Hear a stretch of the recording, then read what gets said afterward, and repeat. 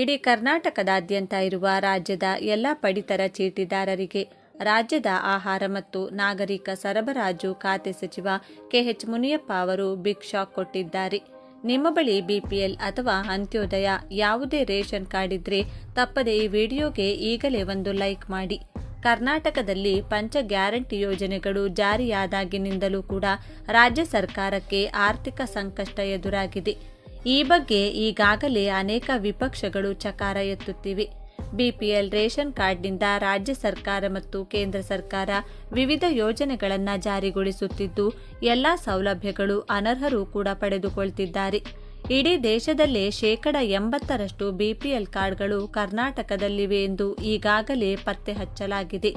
ಕೇಂದ್ರ ಸರ್ಕಾರವು ರಾಜ್ಯ ಸರ್ಕಾರಕ್ಕೆ ಚಾಟಿ ಬೀಸುವ ಮೂಲಕ ರಾಜ್ಯದಲ್ಲಿ ಅನರ್ಹರ ಪತ್ತೆಗೆ ಮತ್ತೆ ರಾಜ್ಯ ಸರ್ಕಾರ ಮುಂದಾಗಿದ್ದು 12,69,000 ಅನರ್ಹ ಪಡಿತರ ಚೀಟಿಗಳು ಈಗ ಮತ್ತೆ ಪತ್ತೆಯಾಗಿವೆ.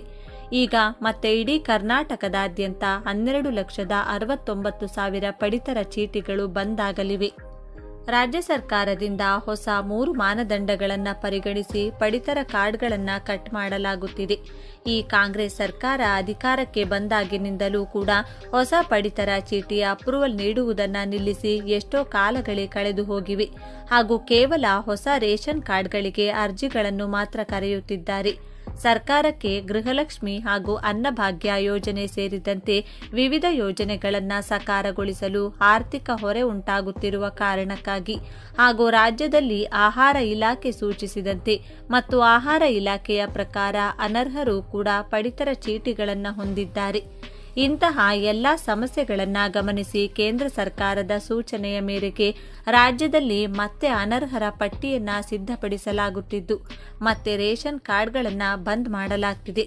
ಅನರ್ಹರ ಪತ್ತೆಗೆ ಮತ್ತೆ ಈಗ 3 ರೀತಿಯ ಮಾನದಂಡಗಳನ್ನು ಗುರುತಿಸಲಾಗಿದ್ದು ಅವುಗಳ ಪ್ರಕಾರ ಅನರ್ಹರ ಪತ್ತೆ ಕಾರ್ಯ ನಡೆಯಲಿದೆ. ರಾಜ್ಯದಲ್ಲಿ ಚಾಲ್ತಿಯಲ್ಲಿರುವ ವಿವಿಧ ಪಡಿತರ ಚೀಟಿಗಳ ಪೈಕಿ 12.69 ಲಕ್ಷ ಪಡಿತರ ಚೀಟಿಗಳು ಶಂಕಾಸ್ಪದವಾಗಿವೆ.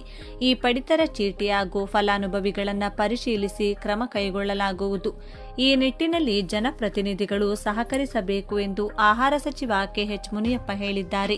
ವಿಧಾನ ಪರಿಷತ್ನಲ್ಲಿ ಕಾಂಗ್ರೆಸ್ ನಾಗರಾಜು ಯಾದವ್ ಅವರ ಪ್ರಶ್ನೆಗೆ ಉತ್ತರಿಸಿದ ಸಚಿವರು, ಇಡೀ ದಕ್ಷಿಣ ಭಾರತದಲ್ಲಿಯೇ ಕರ್ನಾಟಕದಲ್ಲಿ 80% ಬಿಪಿಎಲ್ ಕುಟುಂಬಗಳಿವೆ. ತಮಿಳುನಾಡು, ತೆಲಂಗಾಣ, ಆಂಧ್ರಪ್ರದೇಶದಲ್ಲಿ ಬಿಪಿಎಲ್ ಕುಟುಂಬಗಳ ಸಂಖ್ಯೆ 50%ರೊಳಗಿದೆ. ಹೀಗಾಗಿ ರಾಜ್ಯದಲ್ಲಿ ಬಿಪಿಎಲ್ ಕಾರ್ಡ್ ಹೊಂದಿರುವ ಅನರ್ಹರನ್ನ ಗುರುತಿಸಿ ಕಾರ್ಡ್ ರದ್ದು ಮಾಡಲು ಮುಂದಾದಾಗ ವಿರೋಧ ವ್ಯಕ್ತವಾಯಿತು ಎಂದು ಹೇಳಿದ್ದಾರೆ. ಇದರಿಂದ ಅರ್ಹರಿಗೆ ಪಡಿತರ ಪಡೆಯಲು ಆಗುವುದಿಲ್ಲ. ಬಿಪಿಎಲ್ ಕಾರ್ಡ್ ಪಡೆದುಕೊಳ್ಳಲು ಕೇಂದ್ರ ಸರ್ಕಾರಕ್ಕಿಂತ ರಾಜ್ಯದ ಮಾನದಂಡಗಳು ಹೆಚ್ಚಾಗಿವೆ. ಹೀಗಾಗಿ ಹೆಚ್ಚು ಜನರು ಬಿಪಿಎಲ್ ಕಾರ್ಡ್ ಪಡೆದುಕೊಂಡಿದ್ದಾರೆ.